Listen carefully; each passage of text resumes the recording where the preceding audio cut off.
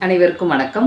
மனிதர்களில் இந்த 2 குணங்கள் இருந்தாலும் ஆபத்து தான். என்ன அப்படின்னா, ஒன்று தாழ்வு மனப்பான்மை, இன்னொன்று உயர்ந்த மனப்பான்மை.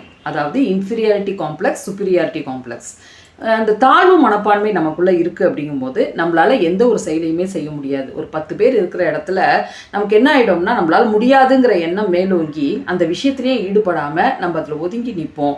அப்போது நம்மளால் வெற்றி பெற முடியாது. அதுபோலவே சுப்பீரியாரிட்டி காம்ப்ளெக்ஸ், உயர்வு மனப்பான்மை இருக்கும்போது நம்மளால் மட்டும்தான் முடியும், நம்ம பெரிய ஆள், நமக்கு எல்லாமே தெரியும் அப்படிங்கிற எண்ணங்கள் இருக்கும்போது நம்மளால் என்ன செய்ய முடியாதுன்னா, இப்போ சாதாரணமாகவே நம்ம என்ன செய்வோம், நமக்கு ஒரு விஷயம் தெரியல அப்படின்னா தான் நம்ம தெரிஞ்சுக்க முடியும் இல்லையா. ஆனால் நமக்கு எல்லாமே தெரியும்னு நினைக்கிறப்போ நம்மளால் புது விஷயங்களை ஏற்றுக்கவோ கற்றுக்கவோ முடியாது. கற்றது கைமண்ணளவு, கல்லாதது உலகளவுன்னு சொல்லுவாங்க இல்லையா. அந்தப்போ நமக்கு தெரியாத விஷயங்கள் அவ்வளோ இருக்கும்போது அதை பற்றி நம்மளால் தெரிஞ்சுக்க முடியாது.